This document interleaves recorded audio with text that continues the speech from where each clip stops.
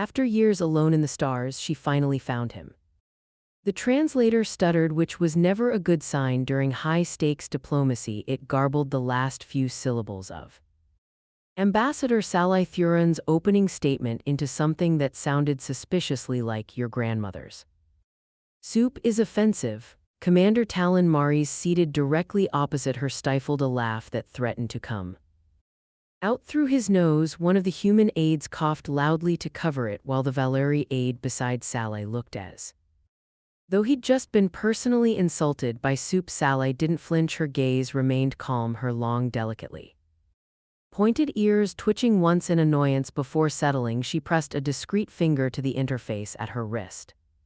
Adjust to human colonial dialect 7, she said. Her voice was clear, her accent flawless. Then, with the ghost of amusement in her violet eyes, she added, unless I did in fact just call your grandmother's cooking offensive, in which case apologies. Talon chuckled openly. This time you're safe. My grandmother was a military nutritionist. Nothing she made was legally allowed to have flavor. There was a ripple of amusement across both sides of the table, some forced, some genuine. The tension in the room, which had been hanging like a suspended meteorite, dropped a few centimeters. Not much, but enough for air to move again. They were 5 days into the negotiations on Vix Delta, a neutral orbital station perched in the velvet nothing between Valerie and Terran space. The station was old but constantly retrofitted, giving it the aesthetic of a museum duct taped to a nightclub. Half the room smelled faintly of ozone and patch jobs. The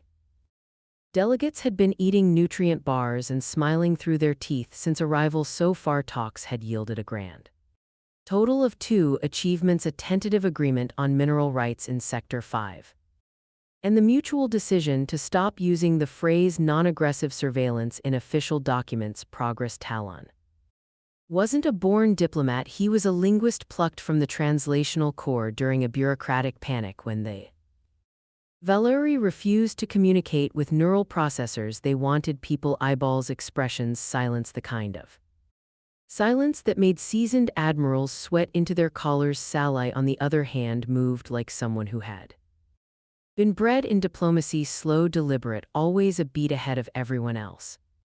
Even when she sat, it felt like she was looking down at you, and her presence made it difficult for anyone to pretend their posturing mattered. But she hadn't been laughing, not until now, during the second hour of today's session, after a long and particularly tedious argument about the difference between monitoring and data sharing. Talon had leaned across the table during a lull and said something too quiet for anyone else to hear. Sai's reaction had been almost imperceptible, a blink, a slow turn of her head, then a small smile, not a political smile, not the one she gave after concessions or proposals. This one was real, and it caught even her aide off guard. All right, she'd said so softly, the words seemed to hover in the air like static. That works. She didn't explain what worked. No one asked, but after that something changed. The negotiations resumed, but with fewer interruptions. When the human side made a joke, she allowed her mouth to twitch. When Val Ari officials objected, her tone cooled them without slicing. And Talon,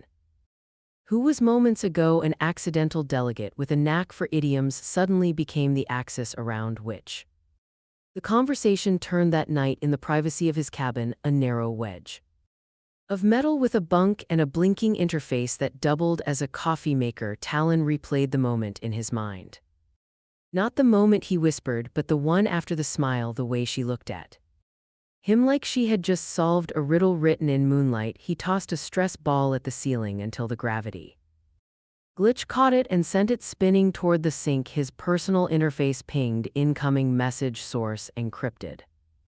He frowned. Not many people had clearance to contact him directly. The message contained no text, just a video clip. He tapped it open. The footage showed him and Sally at the negotiation table. The camera angle was high. The station's overhead surveillance. The sound had been enhanced, artificially processed through a filter that isolated low-frequency whispers. He heard himself clearly. If we stall long enough, I can probably get someone to smuggle in real coffee. Then her voice, all right, that works. He Blinked whoever had sent this hadn't tampered with it, they just want him to know he'd been heard, watched, studied at. The bottom of the clip, a single glyph flickered and read Del. He didn't know Ari symbols well, but he remembered. This one from the files, the glyph was old, archaic, it meant something like sever or cut at the root. He didn't sleep that night, but he did drink a lot of terrible synthetic tea. The next day Sally arrived at the table precisely 1 minute late, uncharacteristic. Her aide didn't accompany her also. Uncharacteristic, she carried a small case, set it beside her chair, and offered a nod toward the human side of the table. Talon saw it immediately. Her left ear was adorned with a thin thread of copper wound into the shape of the same glyph.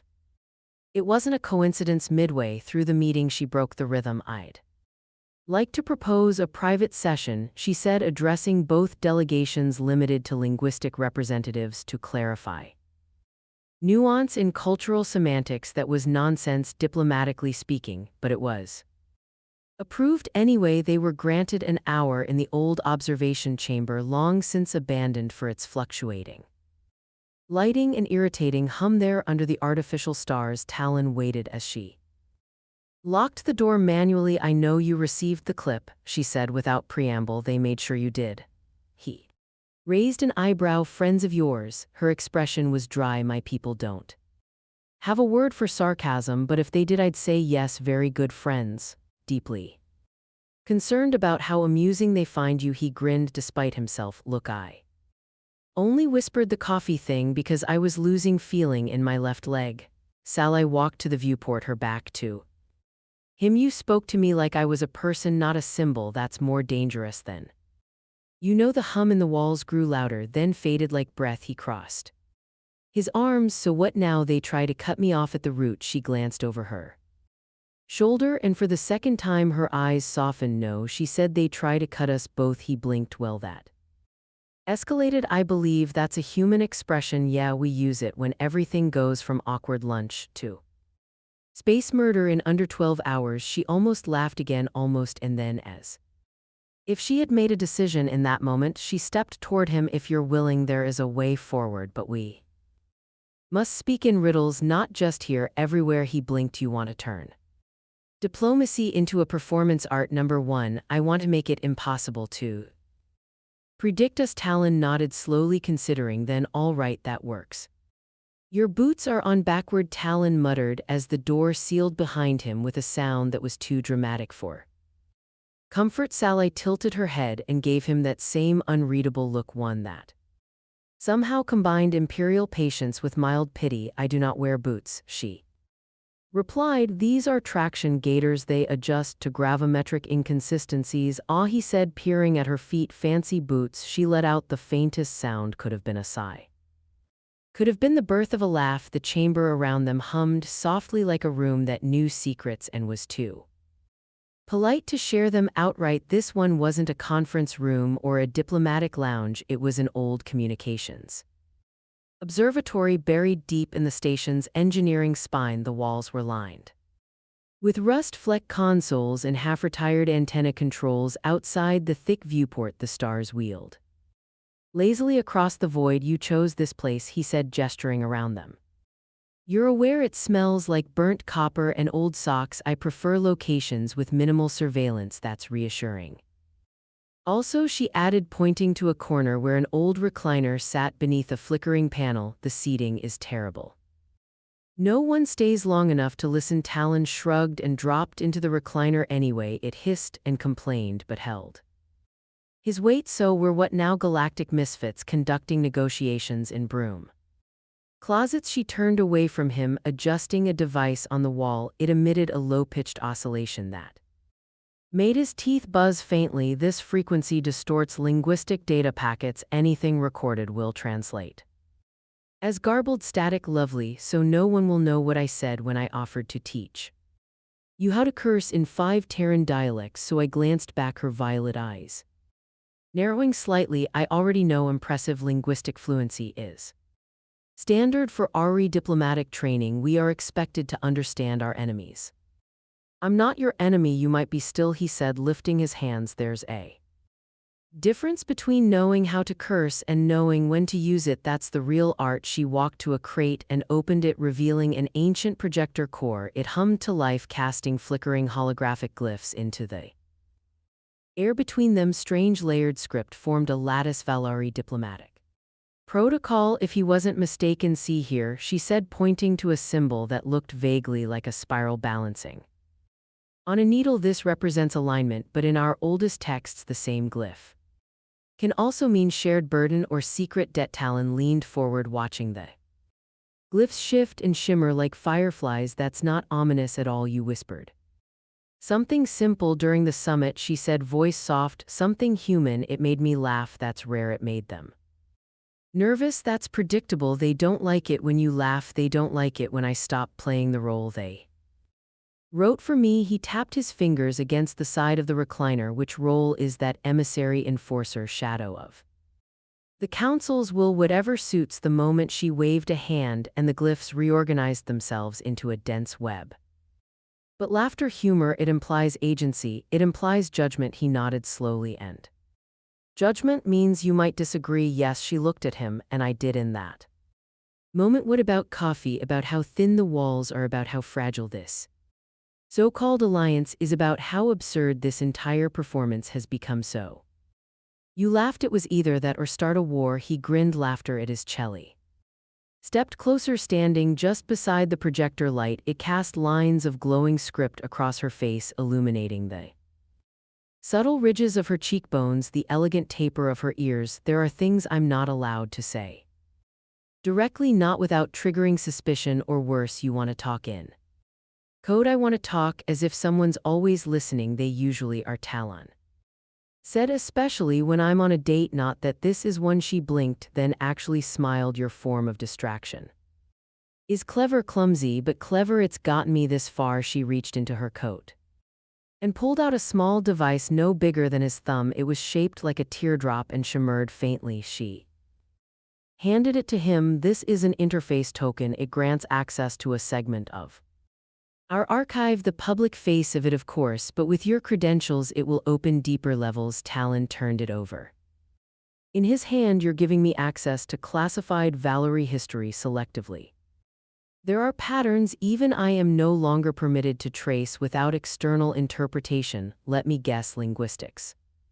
Symbol drift, recursive syntax, cultural decay rates. She paused. There's a string of references to a human dialect that predates your recorded history. He raised an eyebrow. You're suggesting Valerie had contact with humans before humans had spaceships, possibly, or we shared a common predecessor. That sounds big. It is, and you're trusting me with this number.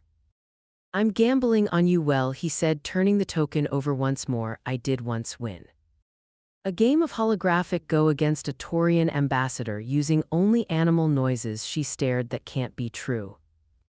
Mostly true, I barked. He panicked. Technically a win. Humans are bizarre. That's our brand. Outside the viewport, the stars had shifted again. The station's rotation brought a new cluster into view, glittering cold and sharp. Talon found himself standing beside her, watching in silence. You ever think, he said finally, that if the universe wanted peace it wouldn't be so big? Sai didn't answer for a moment, then quietly, or perhaps it made it big so we'd have time to find each other. He blinked, surprised.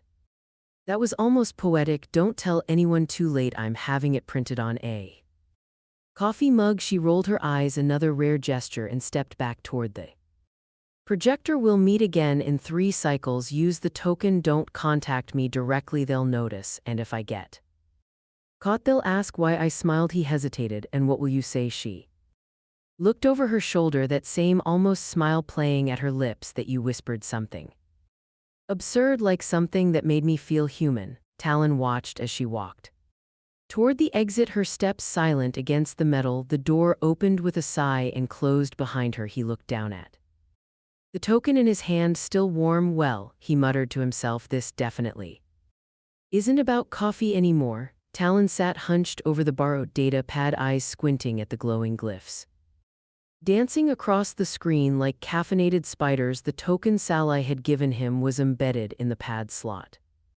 steadily blinking, pulsing like a heartbeat from a language older than anything he'd ever seen. Every symbol he decrypted led to three more he didn't understand. He tried muttering sweet nothings to the interface at one point, just to see if affection worked better than logic. It didn't, but it had startled the maintenance drone, which promptly ran into a wall and shorted out. "You're supposed to be good at this," he said aloud, jabbing at the translation tool.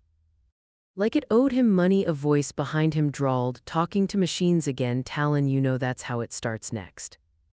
Thing you know you're nomming the toaster and arguing with your socks." Talon looked up to find Lero, a fellow human diplomat/onions, balancing two steaming cups of something almost like coffee. He held one out. "Peace offering," Lero said, "or bribe depends on how badly you've broken protocol." Talon took the cup, sniffed it suspiciously. "What is this?" "Don't ask, just pretend it's from Earth. It helps." Talon sipped it. Did not help. "Tastes like someone liquefied a burnt book." Lero flopped into the seat across from him. "I saw you slip off during the summit. You know the protocol monitors track movement, right?" "I was stretching, loosened up my spine." "Diplomacy is hard on the vertebrae, right?" "And Sally just happened to be stretching in the same broom closet. It was a private observatory." "Sure, I'm sure the stars were fascinating." Talon leaned back with a groan. "Do you always sound like this, or is it something you practice?" "Look, I don't care what's going on between you and the alien elf." "Long ears, not an elf. Totally different mythos." "Whatever, I'm just saying if you get tossed out an airlock for causing up to a Valerie envoy, I'm not writing your eulogy. Too much pressure." Talon swirled the cup. "Would you at least play something upbeat at the funeral, like Terran banjo fusion?" "Absolutely morbid accurate." They sat in silence for a moment as the data pad continued its quiet flicker. Then Lero leaned forward, eyes narrowing. "What's really going on?" Talon hesitated. He trusted Lero enough to share coffee that might be sentient, but this wasn't the kind of thing you blurted out over bitter brew and sarcasm. Still, he couldn't stop thinking about the glyphs. I had shown him the twin meanings alignment, burden, the way the symbols shifted not just in shape but in intention. "I think," he lowered his voice, "I think she's trying to tell me something. The council doesn't want her to say something big." Historical. Lero arched a brow. Like we've been connected before, not just through the usual pre-warp encounters. Deeper. There are references here to Terran phonetics, pre-agriculture era embedded in Ari song stories and ancient ritual chants.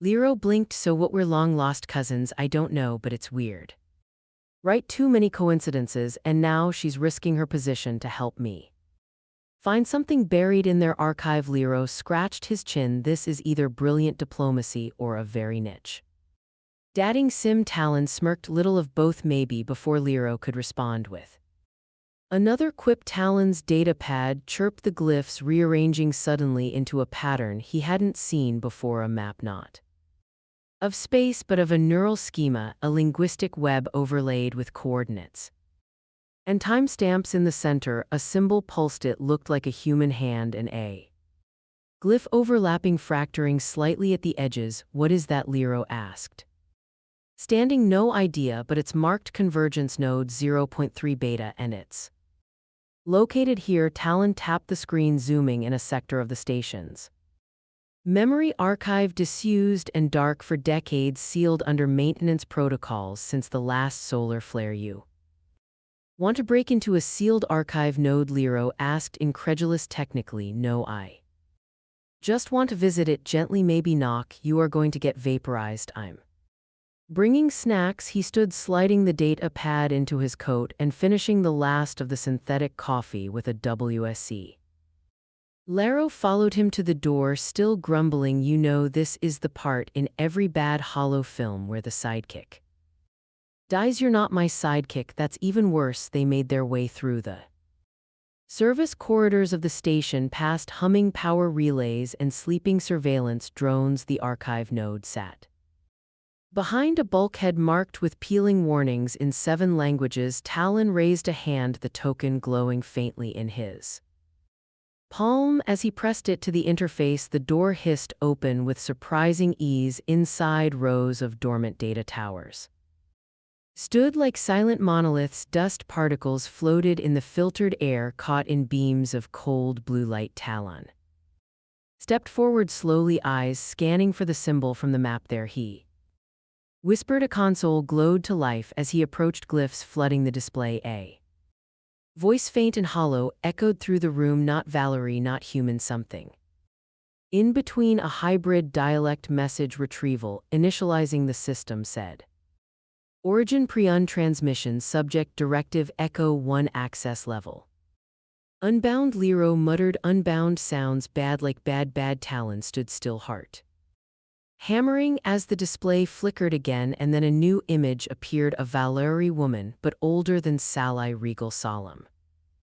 Beside her stood a human man in primitive garb. They weren't speaking, but they were standing together, hands touching, gazes locked. Talon swallowed. Is this real? The voice spoke again.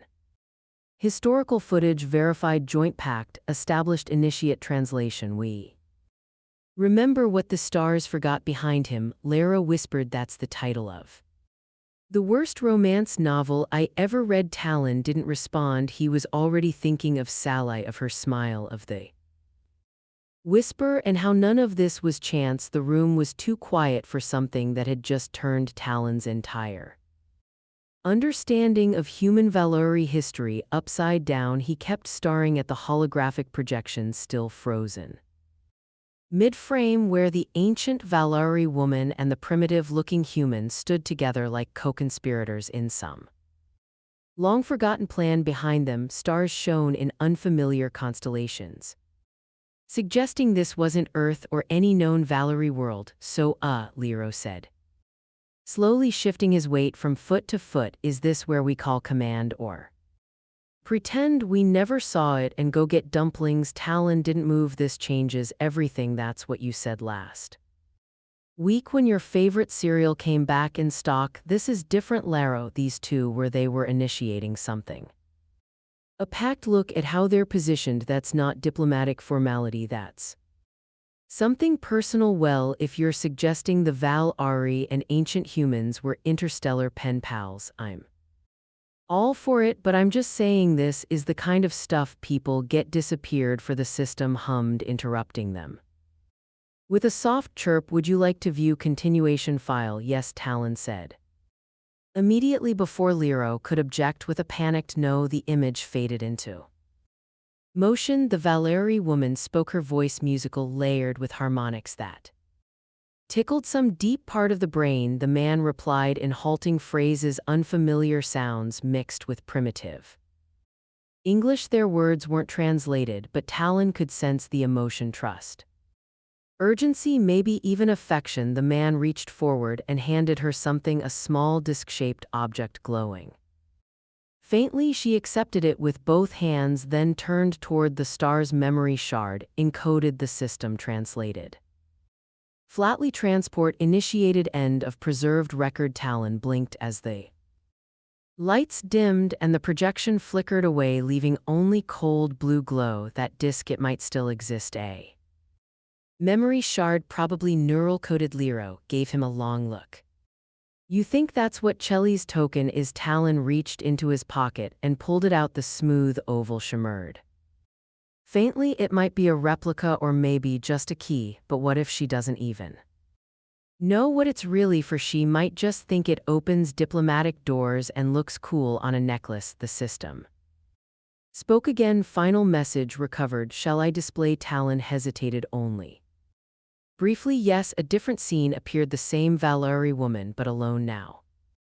Seated in a dim chamber with pulsating lights running down the walls like rivers of data. She looked older, wearier.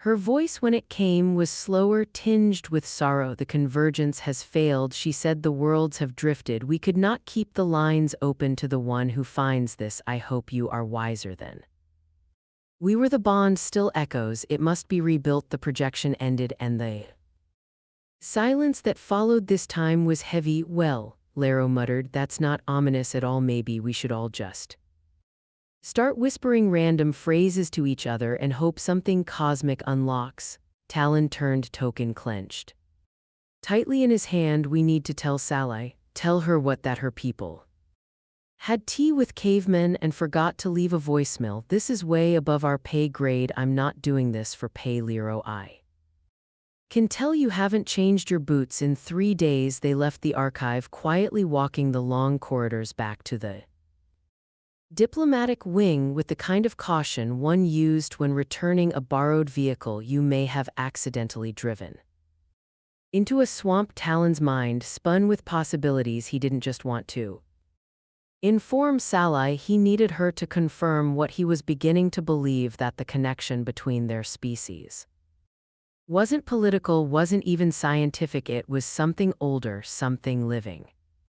When they reached the guest quarters, Sai wasn't in her room. Her assistant, a tiny Villari with a constant expression of anxious disapproval, informed them that Sai had gone to the observation gardens. Talon groaned. Perfect, just when I'm about to drop ancient cosmic truth on her. She goes to look at space plants. You say that like space plants aren't very important, Lero said, following him. You've clearly never seen a Tithian bloom in mating season. It's terrifying. They found her beneath the translucent canopy of the garden dome, surrounded by bioluminescent vines and slow-drifting pollen particles that glowed like snowflakes. Sally sat on a bench, her long ears twitching slightly as if picking up signals from some distant frequency. When she turned and saw them, her expression shifted quickly from calm to curious to concerned. You're pale, she said, standing. Even for a human, that's just my face, Talon replied, then added more seriously. We found something. She raised a brow. I see, and by found do you mean access to restricted archive, bypassed 2 layers of security and potentially violated half a dozen treaties. I had a token, he said, holding it up. She stepped closer, eyes narrowing as she examined it. Where did you insert it? Into a data pad. It reacted. Unlocked something, a message footage. Selly took a slow breath. What did you see? Talon told her. Not everything, not yet, but enough to see. Her face changed. The palm dropped, her eyes widened, and when he described the memory shard, the disc handed from the human to the Valori woman, Sai's hand went to her chest unconsciously. I have that, she said softly, or something very much like it passed down. They called it a family relic. Talon's heart thudded. We have to see it tonight. I need clearance. If that object is what you say it is, it is. She studied him for a long moment, then gave a soft sigh. You are becoming very inconvenient. I get that a lot. Sally smiled, genuine. Small but warm. All right, she said, tucking a strand of silver blonde hair behind her ear. That works, Lero groaned. Behind them, if I get arrested for helping you to uncover the ancient secret of space marriage, or whatever this is, I'm haunting your neural interface. Talon clapped him on the back. You'd make a terrible ghost. Too much sarcasm. They left the garden with a new destination, a new piece of the puzzle calling to them from across centuries.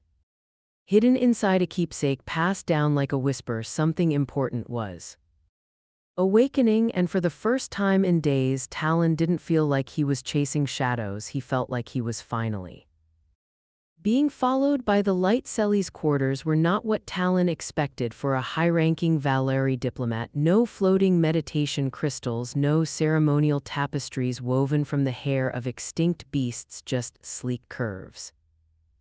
A faint scent of something floral, and a single glowing orb in the corner humming a soft tune that sounded suspiciously like jazz played underwater. Lero leaned into him and whispered, I feel like this place is judging my socks. Your socks judge themselves, Talon whispered back. So I returned carrying a small wooden case, not synthetic, not laser carved. Actual wood, polished until it gleamed. That alone spoke volumes. Wood was rare, off-world, expensive to import, and entirely impractical, which meant whoever made this box wanted it to last. She set it down on the table and opened it with a smooth motion. Inside, resting on a cushioned pad of velvet blue fabric, was the shard. Talon stared. It looked exactly like the one in the projections, slightly convex, about the size of a human palm, engraved with concentric rings that shimmered faintly when the room lights Caught them, but unlike most data shards, there was no port, no interface band, no AI. Tag just old beauty, it's been in my family for generations, Chelly said. Watching their faces, no one knows where it came from, just that we were told to protect it, always my mother called it Promise kept, she never explained what that meant. Talon reached for it then. Hesitated, may I, she nodded. Once the moment his fingers brushed it, a pulse flickered across the surface, not light exactly, more like a ripple of warmth through the air, as if the room itself had exhaled. The shard hummed softly and projected a single glowing glyph into the air above them, one of the same glyphs from the archive. Sai's mouth parted. That hasn't happened before. It's responding to me, Talon said slowly. Why would it do that? Lero raised a finger. Maybe you've got ancient alien blood, or maybe it just likes your aftershave. Talon turned the shard gently, inspecting the rings. What if it's like a key, but a genetic one? Maybe it's designed to only react to certain lineages. Maybe it's reacting to me because I'm connected to the man in the projection. Solly's brow furrowed. You think you're his descendant? Talon didn't answer. He didn't want to say it out loud because it felt absurd, but the more he thought about it, the less absurd it became. The resemblance was there, not facially, but in posture, in the shape of the hands. Enough for the system to tag similarities, enough for an ancient shard to wake up. The shard's projection shifted, displaying a map, not a system chart, no coordinates, no star designations, just a swirling spiral of symbols and lines. At the center was a glowing point pulsing. It's not a map, Sai murmured. It's a path to what I don't know. Lero squinted at it. You know what this looks like? One of those old-style memory pattern codes. My uncle used to mess with them during his non-sanctioned eye-patching days, you know, back before he blew up half his apartment trying to make a sentient coffee machine. Wait, Talon said, could you decode this? Maybe, but I'd need access to a neural grid interpreter, preferably one that won't alert command the moment we plug in a 20,000-year-old forbidden artifact. Sally tilted her head. There's one on the lower decks of the embassy's archive annex, its old analog overlay interface. No wireless transmission, technically retired, but still connected to power. Talon grinned. You're full of surprises. You haven't even seen the second drawer of my wardrobe. I bet it's all black diplomatic robes and one t-shirt that says Galactic Negotiators. Do it with consensus. Lero groaned. We're all doomed. They made their way to the annex that night under the cover of complete overconfidence and a convenient power fluctuation that Sally may or may not have caused on purpose. The archive annex felt like a different ship entirely. Dustier, colder, less polished. There were no hover lifts, no auto lights. Everything here worked on switches, levers, and a haunting suspicion that the universe used to be made by hand. The neural grid interpreter sat like a forgotten god in the center of the room, wires snaked from its core like petrified vines. Talon placed the shard in the cradle. Nothing happened. Lero tapped a few dials. It's probably sulking. Let me sweet talk it. After a few button presses and a string of grumbled encouragements, the machine hummed to life. A column of light shot upward from the cradle, and the swirling spiral from before expanded into a three-dimensional cascade of symbols. Sigh stepped closer. Wait, that one I know, that one you recognize it. It's a derivation of our oldest legal code glyph. It means unity or binding, but there's a second meaning. Vow. Talon's breath caught like a promise. Yes, Lero pointed at another cluster, and this one is a Valerii time marker roughly 21,000 rotations ago that predates all known interstellar Valerii travel. Talon stared. Then how did they meet humans? Sally turned to him, something fierce and distant in her eyes. Either we're wrong about our history or someone changed it. A soft click echoed from the machine. A hidden panel opened. A metal sphere rolled out and hovered in midair, projecting a tiny holographic scene. A ship, no, a gateway floating in a void powered by engines that pulsed like hearts around it. Humans and Ari worked Side by side building something massive, beautiful, and clearly forbidden. Then it blinked out. Sai whispered, a convergence gate. They were building it together. And then someone erased it. All talons swallowed. Someone didn't want us to. Remember, Lero stared at the empty space where the image had been. Okay, new rule. If the next piece of ancient history involves world-eating worms or cosmic judgment, I'm officially out. Sally met Talon's eyes. We need to find that gate or what's left of it, I think, Talon said. Slowly, that's where the shard is, pointing. Lero sighed, already regretting everything. I knew I should have stayed on the potato farming assignment. No ancient glyphs, just space tubers. But even he didn't back out, because deep down they all felt it, the pull of something too old to be legend and too real to be myth, and whatever it was, they were now part of it. The diplomatic vessel Serenity's gaze wasn't built for stealth, it was built to make impressive entrances and serve canopes at orbit level summits, not sneak into restricted zones wrapped in spatial anomalies. But Sai flew it like she was trying to win a galactic hide-and-seek championship. Talon gripped the armrest. I thought you said this thing had cloaking. It does politically, Sai replied, fingers dancing across the console. We're not technically here. Lero peeked over from the navigation screen, munching something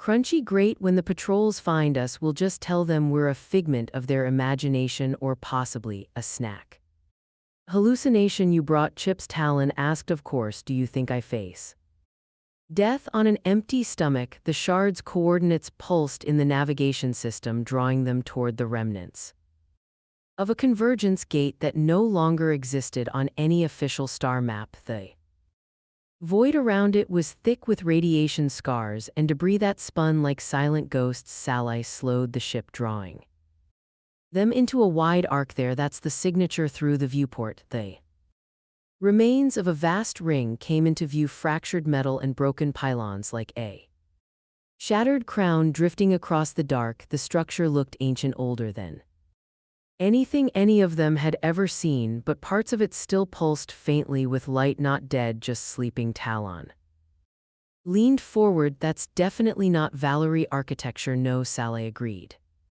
That's hybrid, part Valerie, part something else. Us? Lero asked. Maybe, or maybe someone older than both of us. They docked with a fragment of the gate that looked relatively stable. The boarding ramp extended with a reluctant creak, like it hadn't been used in eons. Inside, the corridor was dark and silent, but clean, as if entropy itself had been held at bay. Okay, Lero muttered, this place gives me mild dread and also a sudden desire to apologize to my toaster for past insults. Talon scanned the walls.